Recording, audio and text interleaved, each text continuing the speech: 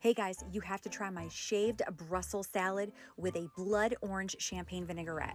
You are going to roast some sweet potatoes in the oven at 400 degrees for about 25 minutes, and then you will shave your Brussels and you will get those right in your salad platter, and then you will top with your sweet potatoes and some crumbled bacon, some walnuts, some thinly sliced red onion, some pomegranate arils, and some goat cheese. Oh my gosh, you guys, the goat cheese in this salad is to die for. I absolutely loved it. In fact, when I dished out my salad, I gave myself a little more because it was that good. Oh my gosh.